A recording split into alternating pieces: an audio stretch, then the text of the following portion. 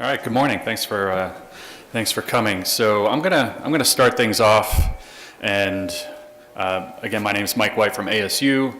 I'm gonna talk about things from kind of a higher level, more of a 30,000 foot level, and then I'll turn it over to the chief and Mike Mitchell to talk kind of more ground level about the things that they've experienced. And just, I have lots of titles, and that basically means I can't say no when people ask me to do stuff.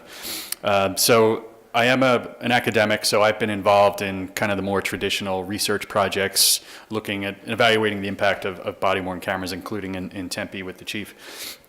But I also serve in a different role. As I'll talk about this a little bit more, but as you may know, the U.S. Department of Justice has a funding program where essentially they provide grants to law enforcement agencies to purchase and deploy cameras. And in addition to that funding program, they created a support mechanism of folks who can help agencies that get that money. They call it training and technical assistance, and I'm one of the folks that leads that. So I also, in addition to doing the academic stuff, get very kind of hands-on with agencies in terms of the actual rollout of this technology. So what I'm going to do in 20 minutes, buckle up, because I'm going to do BWC 101. I'm going to tell you everything you need to know so that you're an expert when you walk out of here, or at least you could give the elevator speech should someone ask you about body-worn cameras. I do want to talk a little bit about the backdrop. That is, why are we having this conversation about body-worn cameras? Then I want to highlight some of the claims. There are many advocates and critics of this technology that are making claims about the impact you can expect, about the consequences you can expect, so I want to highlight some of those. And then we're going to dig in on a couple of those and look at, okay, what does the evidence say? I'm an academic, I'm a researcher. 21st century is about evidence-based policing, evidence-based practices. Let's see what the research says about some of these claims. And then last, just give you some resources to look at if you're interested in learning more about body-worn cameras. One of which, I've got a giant stack of little postcards for the National Body-Worn Camera Toolkit. And if you learn anything or take anything away from my 20 minutes, let's make it that toolkit. So the backdrop, why are we talking about body-worn cameras? And actually, law enforcement interest in this technology goes back more than a decade. There were a couple of police departments in the UK that were experimenting with cameras as far back as 2005. Albuquerque, Oakland Police Department, 2009, 2010. So there was this kind of growing interest in body-worn cameras. And then we had the summer of 2014 with the deaths of Michael Brown in Ferguson, Eric Garner in Staten Island. And what followed, it seemed like almost every week there was a new citizen death that raised questions about the use of force. And that's continued as recently as July of 2017 with the death of Justine Damon in Minneapolis. So these cases have led to public outrage, in some cases civil disorder in cities, and a strong demand, a push for police reform. The idea is that these cases have unearthed kind of, in many places, a crisis in police community relations. And body-worn cameras emerged and really took off in terms of interest in that context. A lot of people looked at the technology as a way to solve some of these problems that were coming to light. And a piece of that, of course, was the federal government.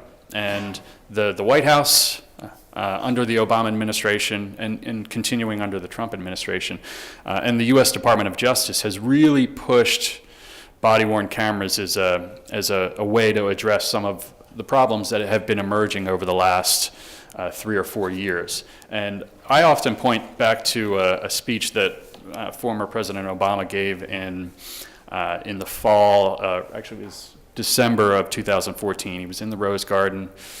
This was kind of in response to some of these high-profile deaths that had occurred. And he did several things in that speech. One is that he rolled out his plan for reinvigorating community policing. And you probably can't read the writing, but number two in that And that strengthen community policing graphic is body-worn cameras. The second thing he did during that speech is he announced the creation of the President's Task Force on 21st Century Policing, which was a blue ribbon commission that over the next 6 months held hearings, heard testimony, and then May of 15 issued a report with more than 60 recommendations for improving policing, improving police accountability, enhancing trust in policing. And then the third thing he did during that speech is he said he pledged $75 million to fund the deployment of up to 50,000 body-worn cameras nationally. So that was a kind of a big speech, watershed moment. And then we have a few months later in May the rollout of the toolkit, which I'll talk about as an information warehouse, the final report of that President's Task Force, which highlighted body-worn cameras as a mechanism for dealing with some of the issues that had come to light. And then the funding program that I mentioned. So you can see basically every September the Department of Justice has been announcing awards. And they will announce year 3 awards either this week or next. They have to do it by October 1st. And there'll be 80 new agencies. So we're talking about 250 law enforcement agencies and upwards of $50 million handed out by the U.S. Department of Justice strictly for the purchase and deployment of police body-worn cameras. So that's kind of the backdrop. And as a result, in large part because of this federal push and the things that have been going on nationally, there are literally thousands of police departments in the United States that have either already adopted body-worn cameras, like Tempe, or are in the process of doing so. We don't have a real good estimate. We know there's about 18,000 law enforcement agencies in the U.S., which is a lot. Best guess is we're, I think, approaching about half of those already deploying body-worn cameras, and I think that's just going to continue to expand. So that's a little bit on the backdrop and why we're having this discussion. The other piece of why we're having this discussion are some of the claims that have been made about what you can expect if your jurisdiction deploys police body-worn cameras. And this is my list of all the things I've seen people talk about as things you can expect if you roll out a body-worn camera program. And like I said, we're going to take a step back in a minute and look at some of the evidence on these claims. But these are some big ticket items. I mean, we're talking about increased transparency. I can't tell you how many times I've seen a chief of police have a press conference announcing the rollout of a body-worn camera program and talking about transparency. We're doing this because we've got nothing to hide. We want to be transparent with our community. Obviously, citizen attitudes and citizen perceptions of the police are a part of this. Number 3 and 4 on the list, we can talk about this. There's this notion that when a police officer is wearing a camera during an encounter with a citizen, it's somehow going to improve the behavior of both participants. The police officer is going to behave better, and the citizen's going to behave better. It's often referred to as a civilizing effect. And we'll talk about the evidence with regard to reductions in use of force, reductions in complaints against officers, because that's potential evidence suggesting that there might be some merit to that civilizing effect. Some of the other things, and probably the one of most interest to this particular audience, is the evidentiary value. So officers are wearing cameras. They're capturing audio and video that can be used downstream, can be used by prosecutors in charging decisions, and then should a case go to court, can be used in evidentiary hearings and even by judges and juries who are determining guilt. So that's part of the reason I think we're also having this conversation, is that these are some really important outcomes for the police, and the evidence, and I'll get into it in a little bit, is pretty strong for some of these outcomes. But on the other side of the coin, there are some pretty weighty issues to consider when you get into this. And I've often made the case that if you do this well as a police department, you can expect to have some of those positive outcomes. If you do this poorly, like the Ferguson Police Department had their officers wearing cameras 28 days after Michael Brown was killed, that's doing it poorly. If you do it poorly, you can actually do some damage. You can do more harm than good to the relationship between you and your community, the relationship between the chief and line officers. you can do damage downstream in terms of criminal cases and things like that. So this comes with a very high degree of difficulty, I guess is the easy way to say it. Some of the issues that have come into play: citizen privacy, the recording of vulnerable populations, the recording of victims of crime, things like that. Officer privacy, officer safety. A number of departments have made the claim that by requiring officers to push the button in certain situations, it may actually increase the risk that they're going to be injured. The impact on officer morale. The case has been made in some places that if we force officers to wear these cameras, they're going to engage in depolicing. That is, they're going to have a negative reaction to that, and they're going to check out a little bit, and they're not going to be as proactive as they once were. And then there are a whole range of state and federal laws that come into play, particularly with regard to public records. So I've been working with the chief in Tempe, but also in Spokane, Washington, and the public records laws in the state of Washington are very, very broad, where people can just make these blanket requests for video. That puts some tremendous strain on the police department. Not to mention HIPAA, if you're recording in hospitals and mental health facilities, things like that. And then the last is the enormous commitment that it requires in terms of resources, in terms of staffing, and not just in the police department. This has a significant impact on downstream criminal justice processes and actors like the prosecutor's office, who now has, and I'm sure Mike's going to talk about that, the requirements of reviewing video now and through discovery making that available, and the impact it has on the courtroom as well. So a lot of important issues at play here in terms of the potential benefits and the concerns with this technology. And I'm an academic. I could talk to you all day about the research and what we know and what we don't know and how I need more research money so I can investigate this further. But I'm not going to do that. So what I've done here is I want to boil it down to 4 issues where I think we're on pretty firm ground. These are the areas where the research that's been done suggests pretty strongly that we can say we're almost to the point of, yeah, this is a fact. You can expect this. And keep in mind that as recently as 3 years ago, you could count the number of good academic studies that were done on one hand, 4 or 5. We've been working pretty hard over the last 3 or 4 years to try to catch up so that we can provide an evidence base for the many, many jurisdictions that are making decisions about this, so that they have evidence that they can look at to inform that decision making. So let's jump in with these 4 issues. And the first I want to talk about is what do police officers think? And I'll explain what the graphic means in a second. There are a couple of really high-profile examples of officers and particular unions opposing body-worn cameras. So about 1.5 years ago, the Boston Police Union actually filed an injunction in federal court to try to stop the department from the rollout of body-worn cameras. And there are a couple of other kind of high-profile examples. That is the exception, not the rule. All of the research that's been done indicates that officers support police body-worn cameras. They have some concerns as it's happening. They want to be involved generally in the process, selecting the vendor, helping with policy, helping with training, things like that. But all the research that's been done shows that officers support that technology. That includes the work that I've done with the chief in Tempe, in Spokane, in Phoenix, Tempe, Orlando, Las Vegas, LA. All those studies have asked officers what they think about this technology and are consistent in suggesting that officers support the cameras. So this is one way that the chief and I have been working on tracking officer attitudes over time.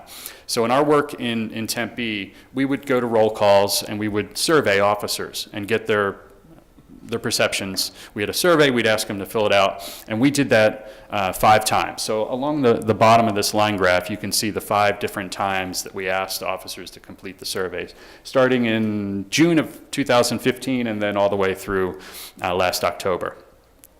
Now you'll notice there are 2 lines there. That's because the chief and I worked out a plan to do a randomized controlled trial, that it was a phased rollout. So this is just patrol officers. Not every patrol officer got a camera on the same day.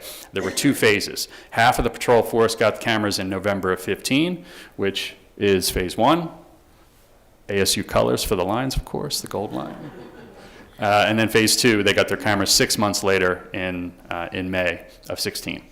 And then basically what you're seeing here is the percent of officers who agree or agree with the statement, body cameras are well received by coworkers. So this is, what are your coworkers going to think when you start wearing a camera? So back in June of 15, under 40% of officers agreed or strongly agreed with that statement. There was a fair amount of concern. This was before anyone had cameras. There was concern among the officers about how their coworkers are going to respond to this. Well, you see how this tracks upward for both groups, and you can see how you get that spike when right after the group gets their cameras. And this is fairly consistent across studies.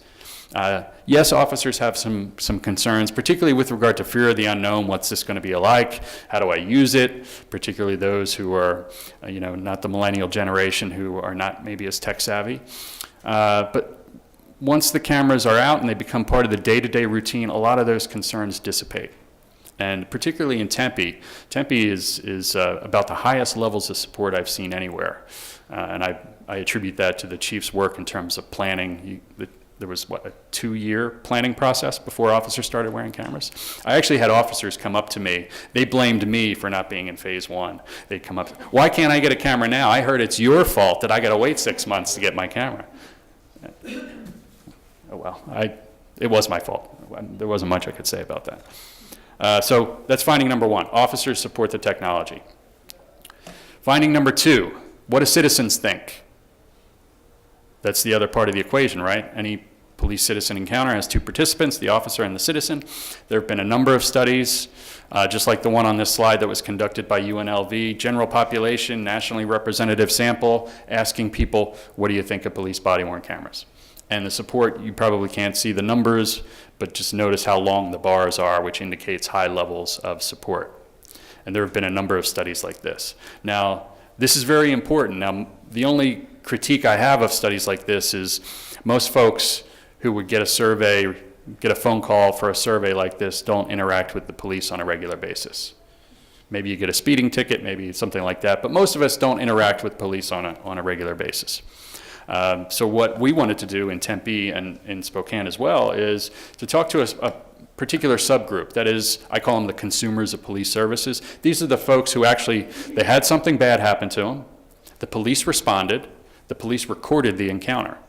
Now they could have very different views about police body-worn cameras than average Joe Blow who's sitting on his couch and answers the phone and does a survey. So what we wanted to do in Spokane and Tempe is we did phone interviews with several hundred citizens, and we were contacting them anywhere from 1 to 3 weeks after they had a recorded encounter with a Tempe and or Spokane police officer. And we asked them all sorts of questions, including general questions about, what do you think about police body-worn cameras? Do you think it's a good idea that officers are wearing them? And you can see very, very high levels of support. So that first question, video cameras should be worn by all officers in Spokane and Tempe PD. 86% of the people we interviewed in Spokane said, yes, I strongly agree or agree with that statement. You can see it's even higher in Tempe. So officer support is high, citizen support is high. Third finding, citizen complaints and use of force. And this goes to that issue of a civilizing effect. And the fact of the matter is that if you look at the research, it's not unanimous, but the weight of the evidence shows that consistently citizen complaints against officers decline when they begin wearing body-worn cameras. Use of force sometimes declines, not nearly as consistently, and I have my own thoughts on that. But these are important outcomes for the police. If you know anything about police body-worn cameras, you've heard of Rialto, California.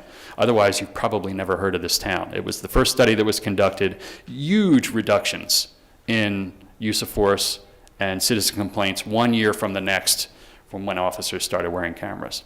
And there was some concern that first study was going to be lightning in a bottle and we wouldn't be able to replicate that, but we've seen consistently in other studies in Orlando, Mesa here, Phoenix. This has kind of been a hotbed of early adopters in body-worn cameras in the Phoenix area, as well as research. ASU's been involved in a lot of these evaluations. So you're seeing these consistent reductions. And that's an important outcome. And is it the civilizing effect? I think it might be part that. I think the other piece of it with complaints is that we have known for a long time that some portion of citizen complaints are frivolous. Somebody has an encounter with an officer, they're angry about how it went, so they file a complaint to jam up an officer. And in the past, there's no corroborating evidence. The citizen says it happened, the officer says that didn't happen, and you don't know either way. But now we have video and audio. So, and I've heard many, many anecdotal stories about people attempting to file a complaint and then a desk sergeant saying, well, come on in, we've got the video, we'll sit down and watch it, and click, hang up the phone. So I think the frivolous complaint piece is in there somewhere. The fourth finding that I want to mention, and this again probably has the most interest for this particular group, is the evidentiary value, and that's been captured a number of ways, one of which was kind of just what I was describing with Las Vegas. They're actually tracking the number of officers who are exonerated from a citizen complaint because of body-worn camera video, and they're upwards of 70% now. This is actually about 6 months old, so it's probably a little higher. And then there's the court processes and the court outcomes. The UK, like I said, has been kind of on this train ahead of the US.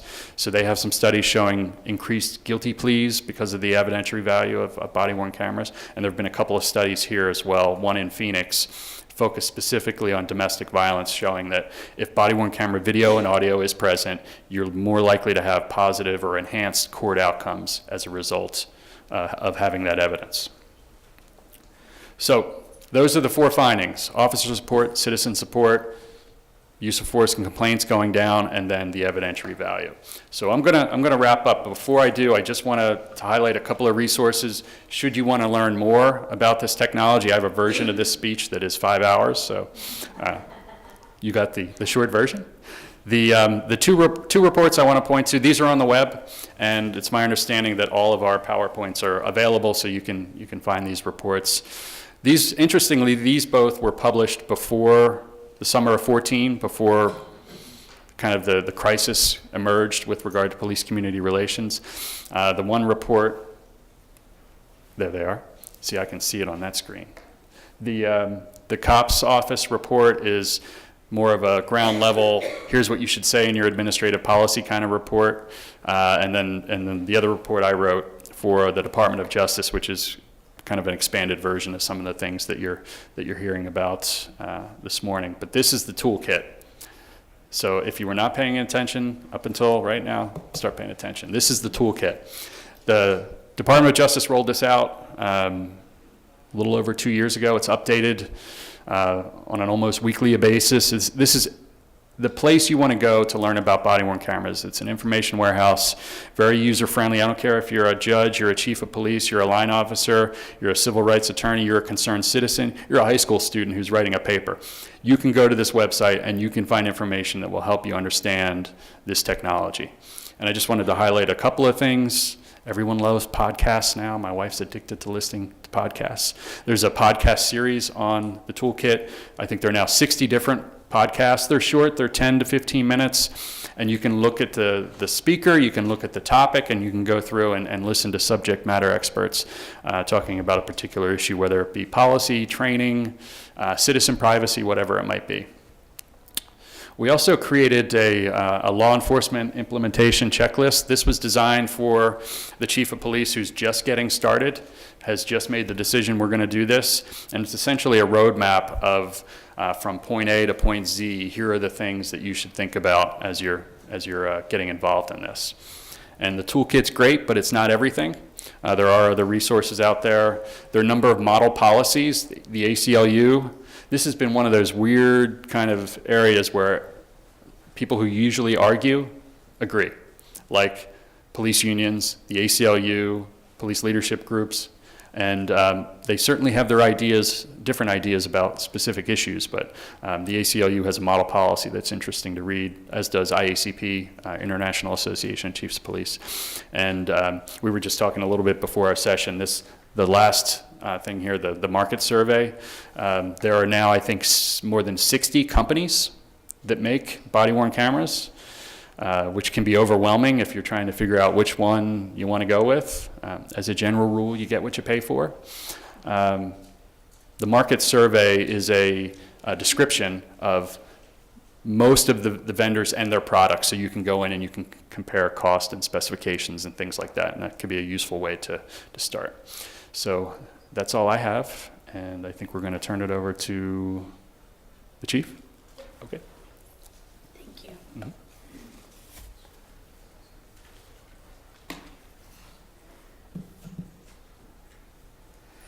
So Dr. White did a great job laying the foundation, but at the same time speaking at that high level. I'm going to bring you right back down to earth. Speak for the common people. So the Tempe Police Department has a single mission, and that is to reduce harm in Tempe. We believe that crime reduction is our primary mission to reduce harm in Tempe. And part of the crime reduction efforts that are considered most effective are those strategies that are focused, she'll get there, focused, data-driven, and in partnership with the community. We believe in our DNA in the Tempe Police Department several things. One is that we are part of the community. We believe that transparency, openness, bringing diverse inputs to the table improves the trust, improves the transparency, and really adds to achieving our mission in Tempe. It's usually better when you can focus on something do you need a hand? Well done. It's always better to look at something than the person here. So you'll get a little piece of it. I was asked to highlight the Tempe experience and the Tempe approach. Our approach was part of a larger digital evidence plan. And why that made sense for us is it made sense because this larger digital evidence component that we are faced with in contemporary policing and that you face every single day is an enormous endeavor. We did a preliminary assessment, and then we pursued appropriate funding, and we pursued, like crazy people, we pursued Dr. Mike White. And the reason that we did that is we wanted to have a legitimate, credible, respected researcher as a partner. And Dr. White brings this unique intersection of credibility with police officers as a former practitioner in policing and an academic, that he gave us this perfect intersection of credibility, respect, and the data-driven approach to body-worn cameras that we wanted.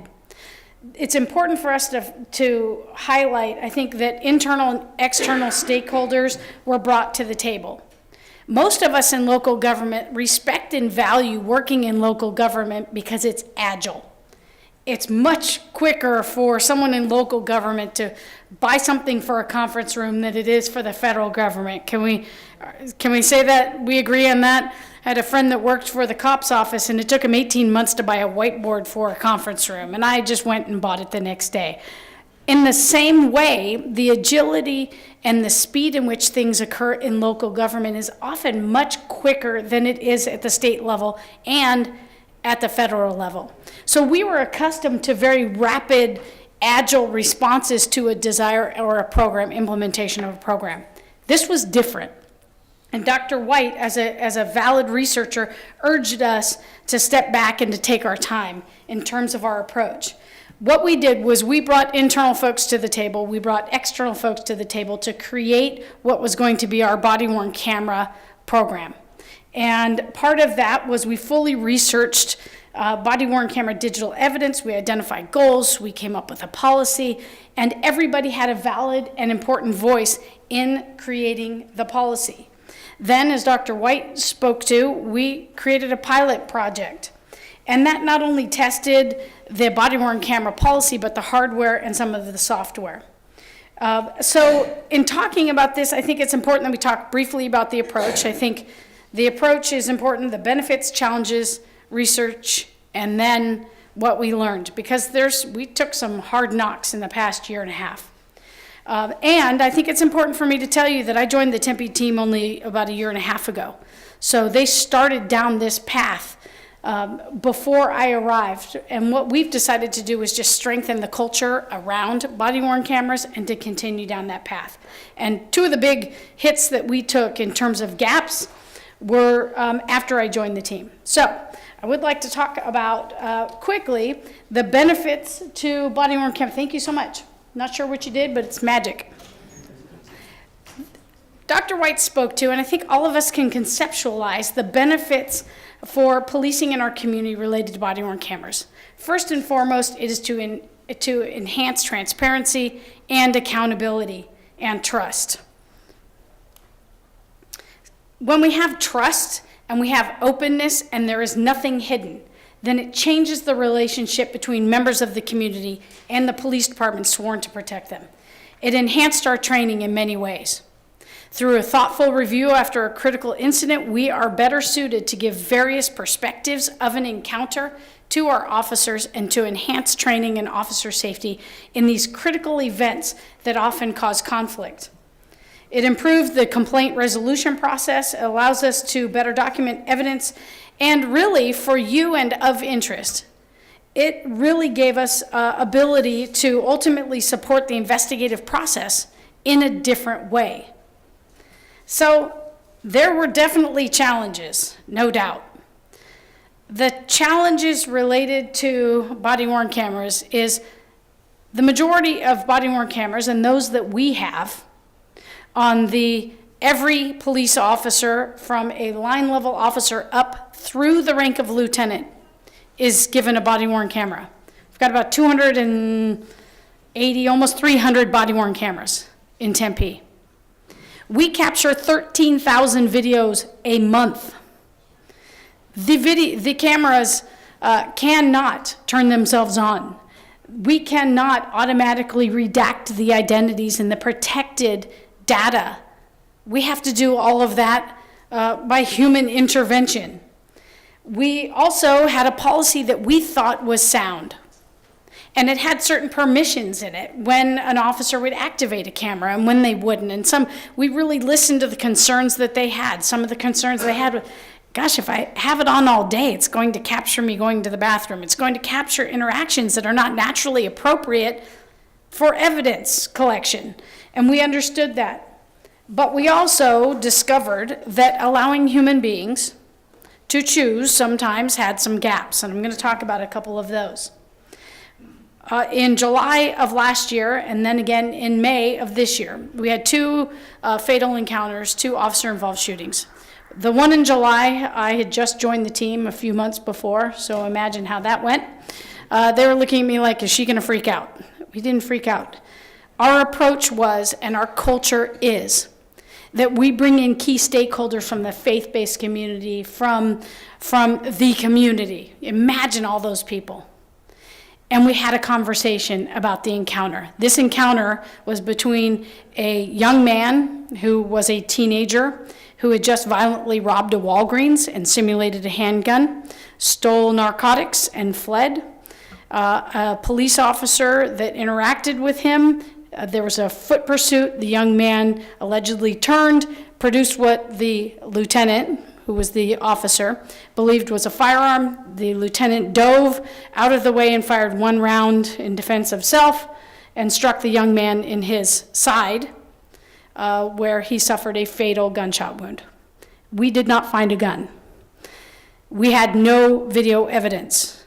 The first thing we asked our officer is, are you okay? Then we asked, what do you think? Did you have your body-worn camera on? He did not. In this crisis moment, he did not activate his camera. Now, there's something that you should know about body-worn cameras and the technology. In the Tempe Police Department, and I'm sure with many, the body-worn camera that is worn is placed in the center of the chest. The body-worn camera is on. The body-worn camera is not activated until there's a human interaction with that camera. Here's an interesting piece. The body-worn camera, when activated, goes back 30 seconds in time and records video for that 30 seconds, but no audio. That's an interesting and important piece. And then when that 30 seconds, it kind of loops. So when it's activated, it's on, but it's activated, it goes back 30 seconds, it captures 30 seconds of video, and at the activation, it's audio and video. It's a very important piece to understand. That is a manufacturer's setting. It can be changed. It can be changed. And we are considering changing it to a longer rollback time because that's an important investigative piece. However, we recognized in that fatal interaction that the human being had not habituated the activation of the camera, so we took steps to intervene. And that step was strengthening the shall of when it shall be activated. However, after that event, we also then conducted training with the entire police department about when it should be activated. I went through the training, we all went through the training, but then we had a few months later another fatal encounter where an officer did not activate his camera. That's a problem. We told our community, we have nothing to hide. If we are wrong, we will admit it. We get together, we challenge each other, and we engage in supportive confrontation to make our community safer and to make us above reproach and a legitimate partner with our community. And we failed them again. So our response was to even stronger strengthening of the policy, and the activations have increased exponentially. Because anytime an officer is en route to a hot call, before they even get into the emotion of the call, they shall activate their camera. So that was a big challenge. How do we do that and capture what we need to capture? So another big challenge is redaction, the human intervention, and the time that it takes to redact. I'm sure you've faced these time pressures of wanting redacted video. Balancing the desire to adequately record with privacy issues, and then a whole array of financial challenges related to the incredible amount of data that we collect. So I'm going to touch briefly on research. And if you only remember one thing about research, if you're in a jurisdiction where your police departments that come before you are considering body-worn cameras, I encourage them to just do whatever Dr. Mike White says they should do. Find the toolkit, stalk him. We are just close to being stalkers. We chased him and pursued him, and he has made what we have done so legitimate and data-driven that it is a smart approach across the nation on how to do this business. So stalk a good researcher that is credible and that has access to the department. He had complete access to the police department.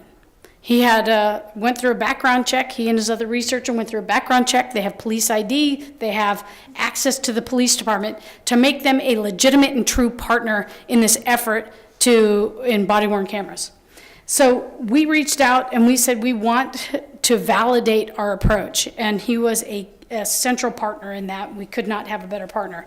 So the research part demonstrated to ASU and to our community that we were open, we wanted to be better, we wanted to engage with the community, we wanted to be the model of transparency between police and the community. The benefits of the research kind of flowed into other areas for us and helped us on a number of other related issues. It provided an outside voice for us when we faced criticism. And really what it did was, for our community, it showed that we are not afraid of opening our door and giving people a seat at the table that may have a differing opinion. We say in Tempe, if you don't have a seat at the table, you're on the menu.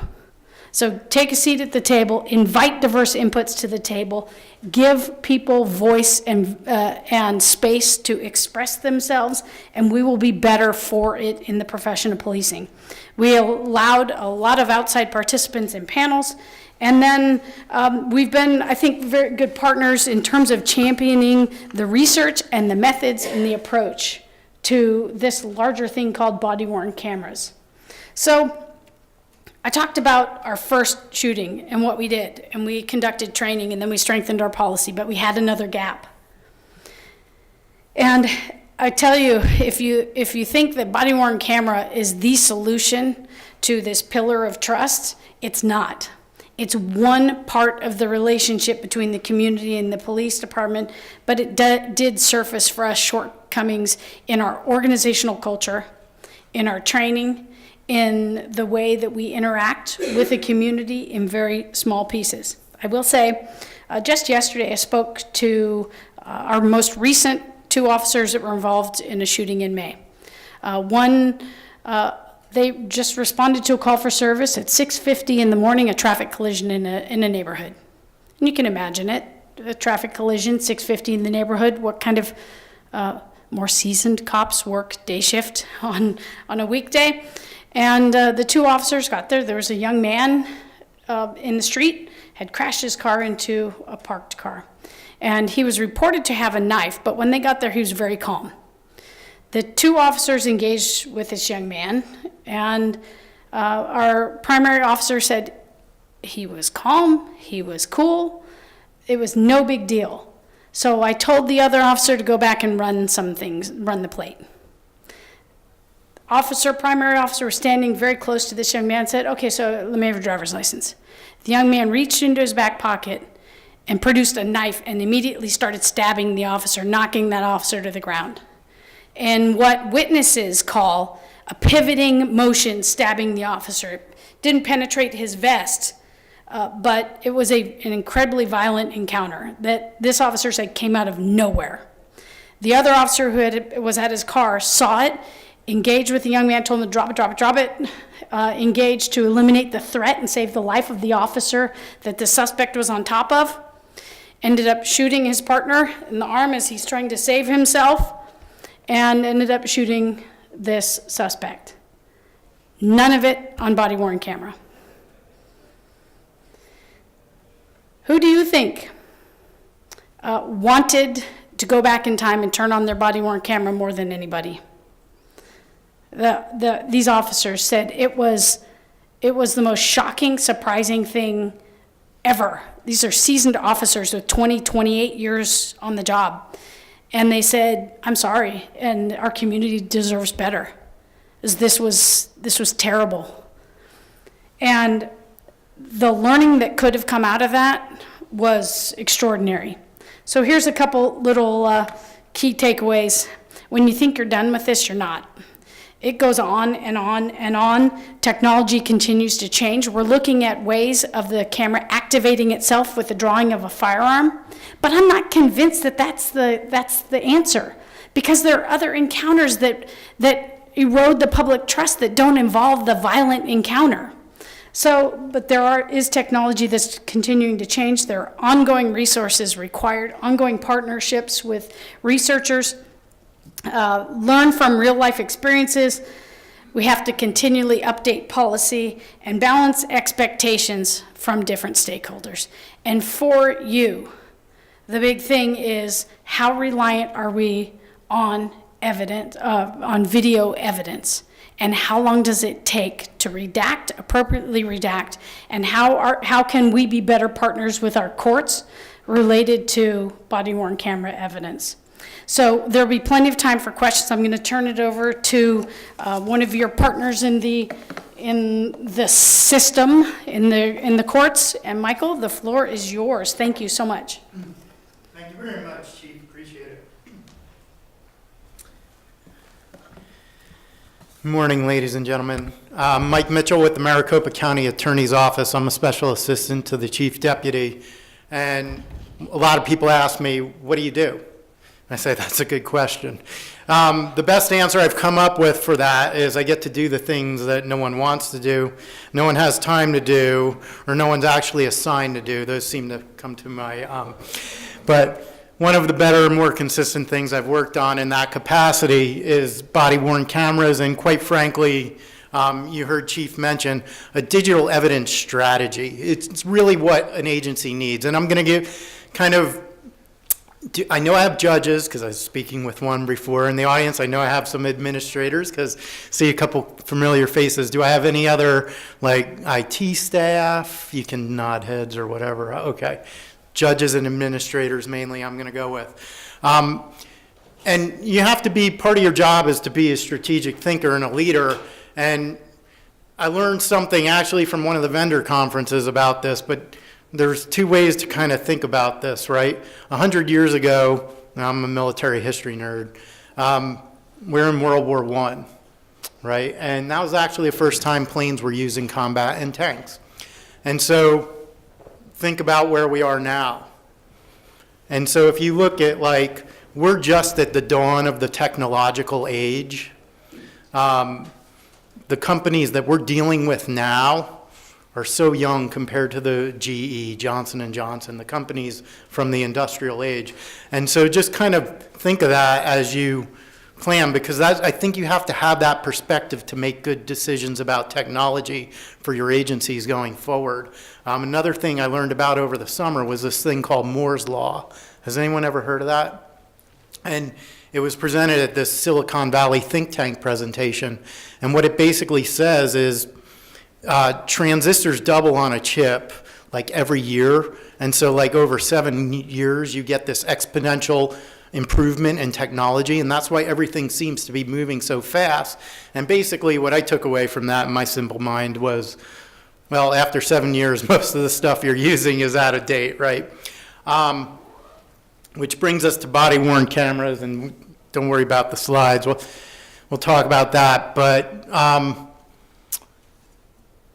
what I'm going to show you on those slides was within our agencies, we had body-worn cameras, and I'm going to show you some real data. Now, the Maricopa County Attorney's Office, to give you a perspective, the county attorney, Bill Montgomery, has charged us with kind of that strategic thinking I was telling you about, of leading the way into 21st century prosecution. And we have two pillars to do that with.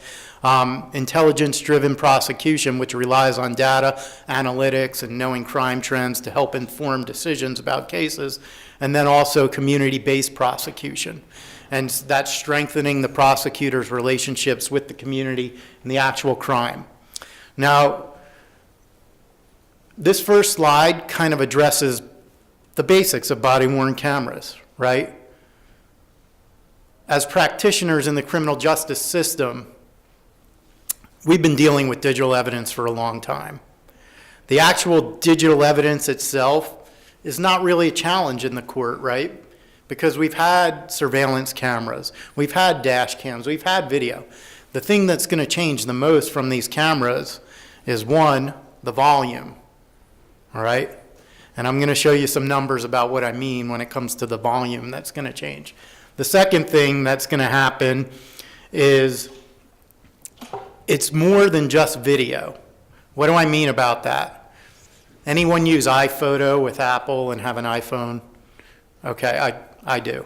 And then you're like, you click and you're like, how does it know I took a picture in Sedona and Phoenix? And because there's GPS data embedded in your pictures. Well, these cameras have GPS data embedded in them. And one vendor's cameras actually talk to each other now. So if two officers arrive on a scene, those cameras connect. And why is this important? Obviously, because then when it's uploaded to the cloud, those two things are linked together. So when that case gets submitted to our office for review and charging decision, we can be more confident that we have all the evidence associated with it. Very important for purposes of Brady and disclosure and discovery, and to comply with our obligations. So that's the level of sophistication that these things are getting to. It's not just the actual camera, okay? There's more, there's data, there's analytics, all of those things in there. And you know, I'm going to mention, disclaimer, there is a vendor mentioned in these slides. It's the only vendor right now that we've done business with. And the Maricopa County Attorney's Office, for those who aren't from Arizona, don't know, we're basically about the third or fourth largest county in the nation, 4 million people.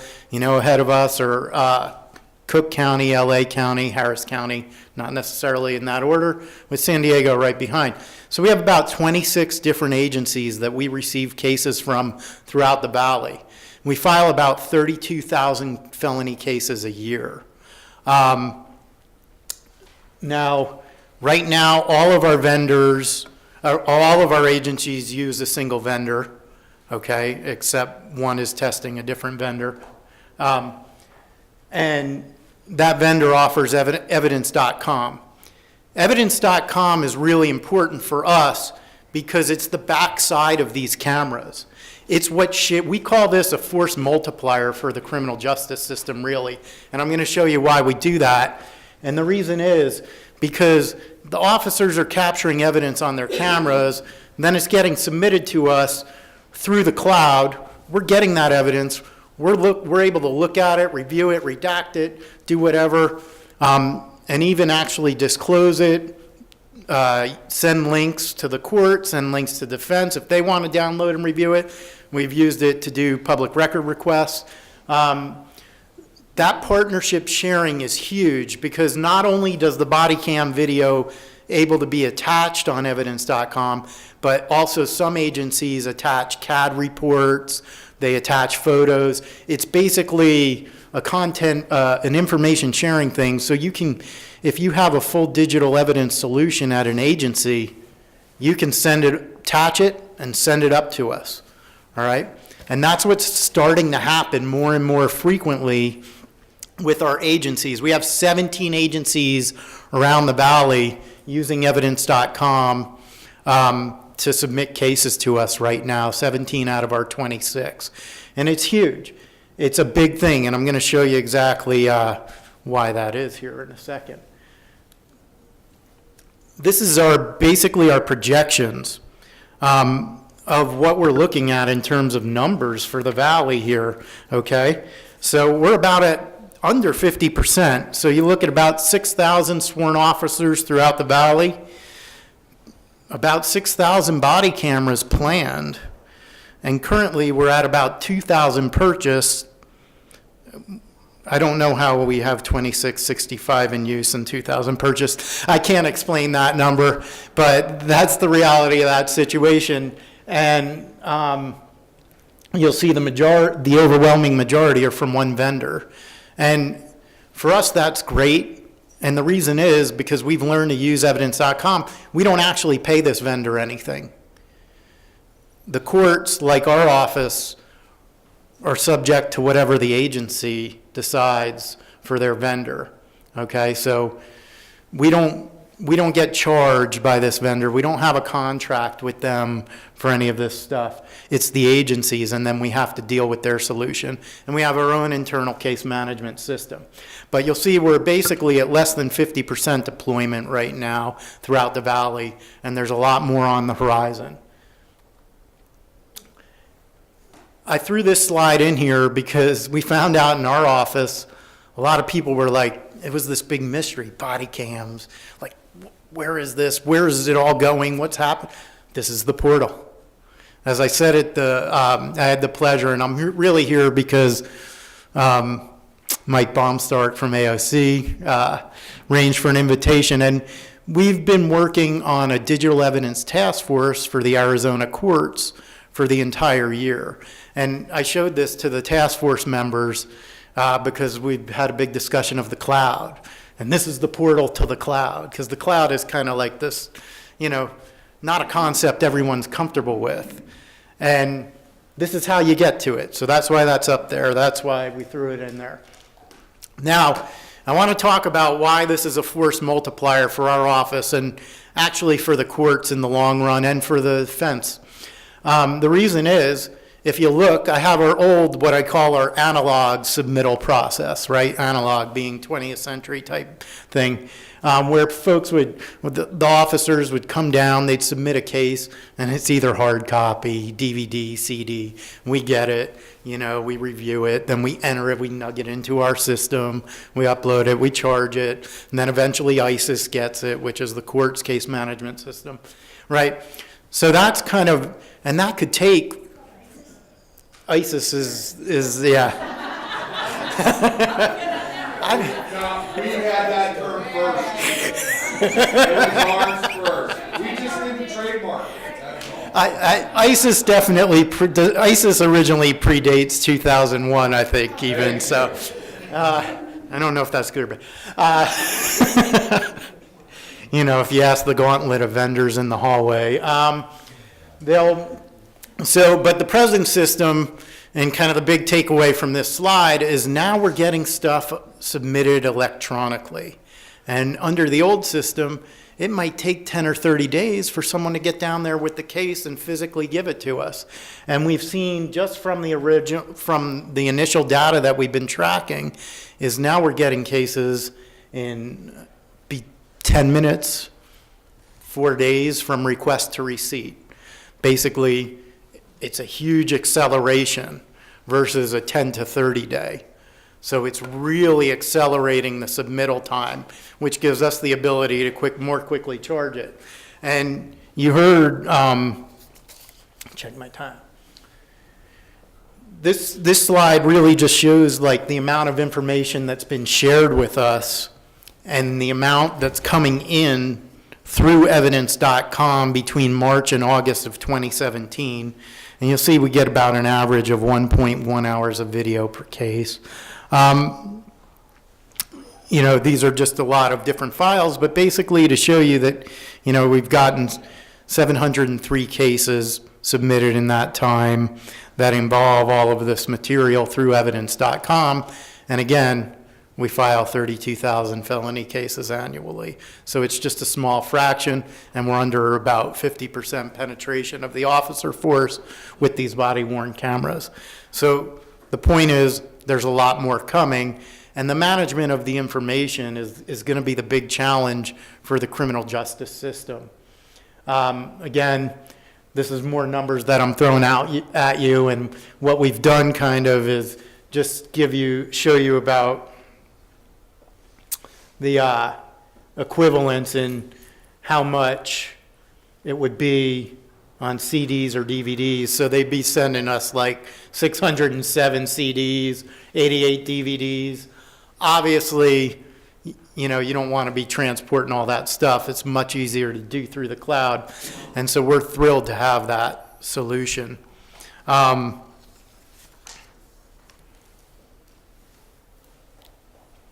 And the key number on this slide, again, is just more data to show you what we're starting to see and we're just going to see more of. And the courts will end up seeing a fraction of this, but, you know, you're still going to see the increase, right? So 0.42 trilobytes. And I can tell you, you know, I was our interim IT director for a year. I didn't really know much about IT. I learned a little bit more in doing that. I still don't know if I can fully explain what a trilobyte is, but I can tell you this. That's what it was. It's a lot, right? You know, it's like a gig was a lot, and then a trilobyte was a lot. Trilobytes aren't a lot anymore, according to the tech people. They're like, I remember when we changed our case management system, and our IT department was like, we have a trilobyte of data in the database. It'll never be put into the cloud. It's in the cloud. And this is just, now we've gotten half of that in a few years just from body cams, right? So the amount of data is just growing exponentially. That's the kind of point there. So I am going to just shift to, I believe this is my last really substantive slide. And I'll wrap up, talk about maybe a case or two and kind of how we see this thing going. But obviously, law enforcement's going to use this. They're going in that direction, and we think it's been great. And as a prosecutor's office, with a county attorney who really wants to move into the 21st century, and he can't do it fast enough, he really sees the value of all of these things, and we're always looking and thinking about it strategically. And we love that law enforcement agencies in the Valley have embraced this technology, because what we've seen is consistent with what Professor White presented to you, which is, you know, you're seeing less complaints, you're seeing all these sorts of things with officers. And the reason I know we're seeing less complaints is we maintain an officer integrity database, right? So when officers do get in trouble, typically and end up on the Brady list, which is more commonly called, you know, we get that information. And for us, it's giving it to us we're getting the cases faster. We're able to then review them faster, and we're just about at the point, we know this feature's already available in evidence.com, but not all the defense attorneys are on board with it yet. We're working on encouraging them to get on this train. But we will be able to electronically disclose that information quicker. They'll be able to review it, and we think we're going to see the same things that the initial research is showing, which is an increase in guilty pleas. I'll give you a flip side, and then obviously for the courts, that's going to have an impact on your workload because you're going to see a little more guilty pleas. You're going to see maybe some quicker resolution of cases under 180 days. You're going to see, which is a standard we kind of throw out there here. And so you're going to see that stuff, and then you're also going to maybe have to retain some of this evidence and figure out how the courts and the clerks are going to do that. Are they going to do it in the cloud? What's the solution going to be? The redaction's been one thing I want to cover, if I know my time's getting up, is redaction's been a big problem. And we're hoping that we've seen some from the vendors, they're working on using artificial intelligence, which I just learned about this summer.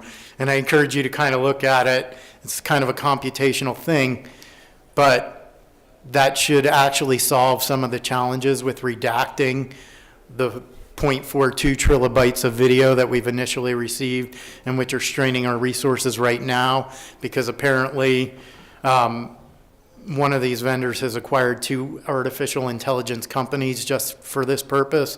And so it's going to auto blur, scan, license plates, a ton of that stuff. And then also if the footage is like an officer sitting in their cruiser typing on the computer for 20 minutes, it'll be able to recognize that, blur what's there, and then fast forward to you to where the scene changes. So it should really improve the drain on our resources as far as redaction.